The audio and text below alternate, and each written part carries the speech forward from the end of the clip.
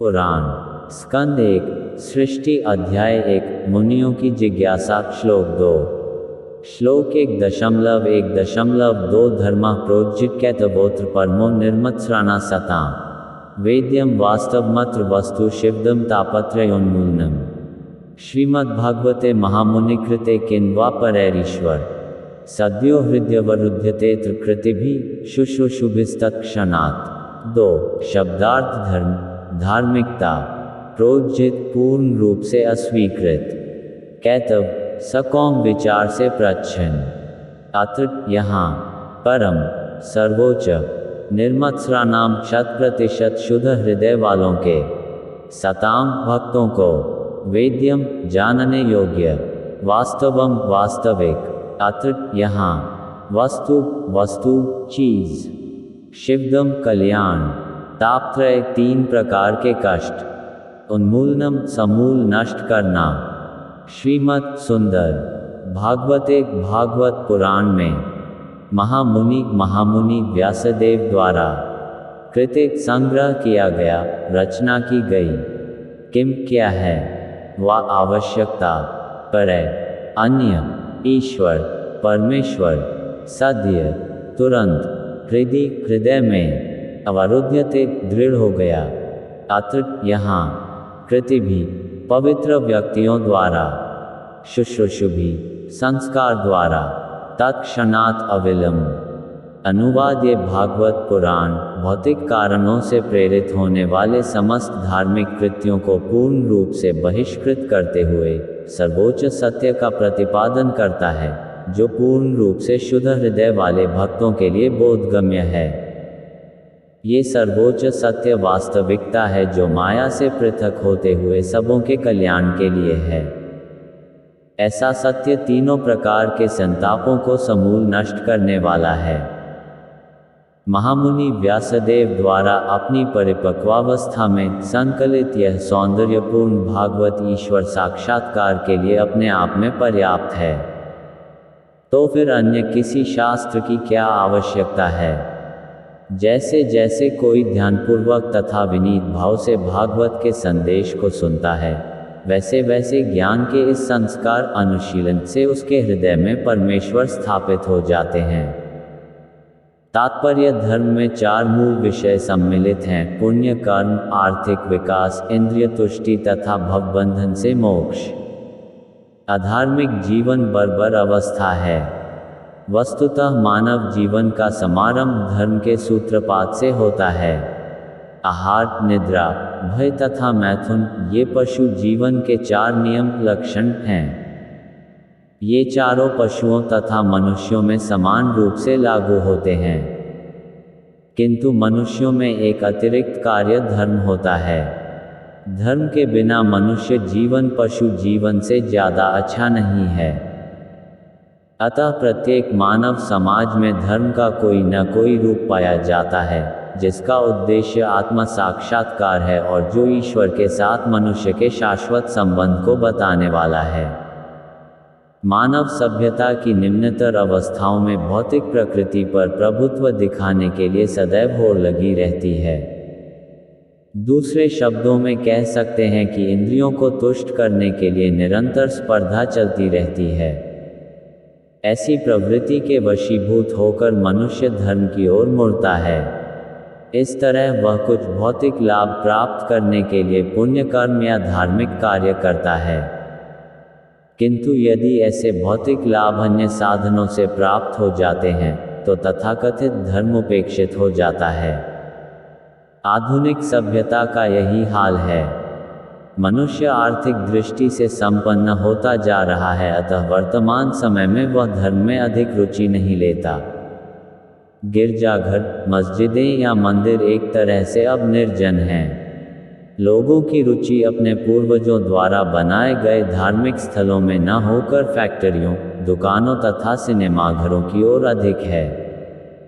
इससे ये सिद्ध होता है कि धर्म का आचरण किसी न किसी आर्थिक लाभ के लिए ही किया जाता है। आर्थिक लाभ की आवश्यकता इंद्रिय तृप्ति के लिए पड़ती है प्रायः इंद्रिय तृप्ति की खोज से ऊबकर मनुष्य मोक्ष की ओर मुड़ता है और परमेश्वर से तदाकार होने का प्रयत्न करता है। फलस्वरूप ये सारी दशाएं केवल इंद्रिय तृप्ति के विभिन्न प्रकार बन जाती हैं। वेदों में उपर्युक्त चारों कर्मों की संस्तुति नियामक के रूप में की गई है, जिससे इंद्रिय तृप्ति के लिए अनावश्यक स्पर्धा उत्पन्न हो। किंतु श्रीमद् भागवत इंद्रिय तृप्ति संबंधी इन सब कर्मों से परे है। ये नितांत दिव्य साहित्य है, जो उन्हीं शुद्ध भगवत भक्तों द्वारा समझा जा सकता है, जो स्पर्धात्मक इंद्रिय तृप्ति से परे रहते हैं। इस भौतिक जगत में पशु तथा पशु, मनुष्य तथा मनुष्य, समाज तथा समाज और राष्ट्र तथा राष्ट्र के मध्य तीक्ष्ण स्पर्धा चल रही है। लेकिन भगवान के भक्त ऐसी स्पर्धा से बहुत ऊपर रहते हैं। वे भौतिकतावादी व्यक्ति से स्पर्धा नहीं करते, क्योंकि वे भगवत धाम वापस जाने के मार्ग पर होते हैं, जहां जीवन शाश्वत तथा आनंदमय होता है। ऐसे अध्यात्मवादी द्वेषरहित और शुद्ध हृदय वाले होते हैं। भौतिक जगत में प्रत्येक व्यक्ति दूसरे व्यक्ति से ईर्ष्या करता है, अतएव स्पर्धा चलती रहती है। लेकिन भगवान के दिव्य भक्त न केवल भौतिक ईर्ष्या द्वेष से रहित होते हैं, अपितु सबका कल्याण चाहते हैं और वे ईश्वर को केंद्र मानकर एक स्पर्धारहित समाज स्थापित करने का प्रयास करते रहते हैं। स्पर्धारहित समाज की वर्तमान समाजवादी विचारधारा कृत्रिम है, क्योंकि उसमें तानाशाह के पद के लिए स्पर्धा चलती है। वेदों की दृष्टि से या सामान्य जन के क्रियाकलापों की दृष्टि से इंद्रिय तृप्ति ही भौतिक जीवन का मूलाधार है। वेदों में 3 मार्ग बताए गए हैं। पहला है श्रेष्ठतर लोकों की प्राप्ति के उद्देश्य से सकाम कर्म करना। दूसरा है देवलोक जाने के लिए विभिन्न देवताओं की पूजा करना और तीसरा है परम सत्य तथा उनके निर्विकार पक्ष का साक्षात्कार करके उससे तदाकार होना। किंतु परम सत्य का निराकार पक्ष ही सर्वोत्कृष्ट नहीं है। इससे भी बक परमात्मा स्वरूप है और इसके भी ऊपर है परम सत्य या भगवान का साकार रूप। श्रीमद् भागवत परम सत्य के साकार स्वरूप के विषय में जानकारी प्रदान करता है। ये समस्त निर्विशेषवादी साहित्य तथा वेदों के ज्ञानकांड विभाग से श्रेष्ठ है। ये कर्मकांड विभाग तथा उपासना कांड विभाग से भी उच्चतर है, क्योंकि यह पूर्ण पुरुषोत्तम भगवान श्री कृष्ण की पूजा का निर्देश करता है। कर्मकांड में और अधिक इंद्रिय तृप्ति के लिए स्वर्ग जाने की स्पर्धा चलती है। इसी प्रकार ज्ञान कांड तथा उपासना कांड में भी स्पर्धा चलती है। श्रीमद् भागवत इन सबों से श्रेष्ठ है, क्योंकि इसका लक्ष्य परम सत्य है, जो इन समस्त विभागों का मूल है। श्रीमद् भागवत से मूल तत्व तथा श्रेणियां दोनों जाने जा सकते हैं। यह मूल तत्व परम सत्य परमेश्वर हैं और अन्य सारे उद्भासन शक्ति के सापेक्ष रूप हैं। मूल तत्व से अलग कुछ नहीं है, किंतु साथ ही सारी शक्तियां मूल तत्व से पृथक हैं। यह विचारधारा विरोध मूलक नहीं है। श्रीमद् भागवत वेदांत सूत्र के इस एक तथा अनेक युगपत दर्शन भेदाभेदवाद को स्पष्ट रूप से घोषित करता है, जो जन्माद्यस्य सूत्र से प्रारंभ होता है। ये ज्ञान की भगवान की शक्ति भगवान के साथ एक तथा उनसे भिन्न भी है, उन मनोधर्मियों पर करारी चपत है, जो इस शक्ति को परमेश्वर के रूप में स्थापित करना चाहते हैं। जब ये ज्ञान वास्तविक रूप से समझ में आ जाता है, तो अद्वैतवाद तथा द्वैतवाद की धारणा अपूर्ण लगने लगती है। इस दिव्य चेतना का विकास, जो एक ही समय में एक तथा भिन्न की विचारधारा पर दीक्षित हो जाने से तीनों प्रकार के कष्टों से तुरंत ही मुक्ति का मार्ग प्रशस्त हो जाता है। ये 3 प्रकार के कष्ट हैं: 1 मन तथा शरीर से उत्पन्न दुख, 2 अन्य जीवों द्वारा पहुंचाए गए दुख तथा 3 प्राकृतिक विपदाओं से उत्पन्न दुख जिन पर किसी का वश नहीं होता है। श्रीमद् भागवत का शुभारंभ परम पुरुष के प्रति भक्त के आत्मसमर्पण शरणागति से होता है। भक्त भलीभांति जान रहा होता है कि वह भगवान से एक होते हुए भी उसकी स्थिति उनके नित्य दास के रूप में है। भौतिक विचारधारा के अनुसार मनुष्य झूठे ही अपने को अपने आसपास की सब चीजों का स्वामी मानता है, इसीलिए वह जीवन में 3 प्रकार के संतापों से पीड़ित रहता है। किंतु ज्यों ही उसे नित्य दास रूप में अपनी इस वास्तविक स्थिति का पता चल जाता है, तो वह तुरंत इन सभी कष्टों से मुक्त हो जाता है। जीव जब तक भौतिक प्रकृति पर प्रभुत्व जमाने का प्रयास करता है, तब तक वह परमेश्वर का दास नहीं बन सकता। भगवान की सेवा मनुष्य के आध्यात्मिक स्वरूप की विशुद्ध चेतना द्वारा की जाती है। इस सेवा से वह समस्त भौतिक अवरोधों से तुरंत मुक्त हो जाता है। इससे भी बकर श्रीमद् भागवत श्री व्यासदेव द्वारा वेदांत सूत्र पर की गई व्यक्तिगत टीका है। इसका लेखन उन्होंने अपने आध्यात्मिक जीवन की परिपक्वावस्था में नारद जी के अनुग्रह से किया। श्री व्यासदेव भगवान नारायण के प्रामाणिक अवतार हैं, अतः उनकी प्रामाणिकता पर किसी प्रकार का प्रश्न नहीं उठाया जा सकता। वे अन्य सभी वैदिक साहित्य के भी रचयिता हैं, तो भी वे श्रीमद् भागवत के अध्ययन को उन सबों से बका बताते हैं।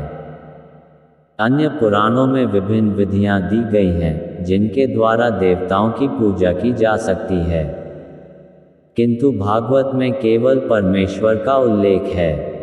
परमेश्वर समग्र शरीर हैं और अन्य सारे देवता इस शरीर के विभिन्न अंग हैं। फलस्वरूप परमेश्वर की पूजा करने पर अन्य देवताओं को पूजने की आवश्यकता नहीं रहती। परमेश्वर तुरंत ही भक्त के हृदय में स्थित हो जाते हैं।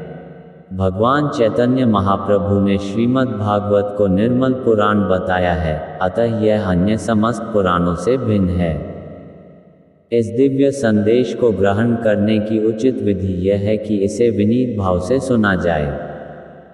चुनौती देने की प्रवृत्ति से इस दिव्य संदेश को ग्रहण करने में मदद नहीं मिल सकती। यहाँ पर उचित मार्गदर्शन के लिए जो एक शब्द प्रयुक्त है, वह है शुश्रूषु। मनुष्य को इस दिव्य संदेश को सुनने के लिए उत्सुक रहना चाहिए। निष्ठापूर्वक सुनने, श्रवण करने की कामना ही इसकी पहली योग्यता है। कम भाग्यशाली व्यक्ति इस श्रीमद् भागवत को सुनने में बिल्कुल रुचि नहीं दिखाते। इसकी विधि सरल है, किंतु इसे व्यवहार में लाना कठिन है। भाग्यहीन व्यक्तियों को व्यर्थ सामाजिक तथा राजनीतिक बातें सुनने के लिए पर्याप्त समय मिल जाता है, किंतु जब उन्हें भक्तों की सभा में श्रीमद् भागवत सुनने के लिए आमंत्रित किया जाता है, तो वे सहसा अन्यमनस्क हो उठते हैं। कभी कभी भागवत के व्यवसायिक कथावाचक सहसा भगवान की गुह्य लीलाओं में पहुंच जाते हैं और उनकी व्याख्या यौन अश्लील साहित्य के रूप में करते हैं। श्रीमद् भागवत तो प्रारंभ से सुनने के लिए निर्मित है। जो लोग इस ग्रंथ को आत्मसात कर सकते हैं, उनका उल्लेख इसी श्लोक में है। कोई व्यक्ति अनेक पुण्य कर्मों के बाद श्रीमद् भागवत सुनने के योग्य बन पाता है। महामुनि व्यासदेव बुद्धिमान एवं विचारवान व्यक्तियों को आश्वासन देते हैं कि श्रीमद् भागवत का श्रवण करने से उन्हें भगवान का प्रत्यक्ष साक्षात्कार हो सकता है। वेदों में वर्णित साक्षात्कार की विभिन्न अवस्थाओं को पार किए बिना ही इस संदेश को ग्रहण करने के लिए सहमत होने मात्र से मानव परमहंस पद को तुरंत प्राप्त कर सकता है। All glories to Srila Prabhupada. All glories to Vaishnav Bhakt Vrind. Greater than Hare Krishna Krishna Krishna Hare Hare. Hare Ram Ram Ram Hare Hare.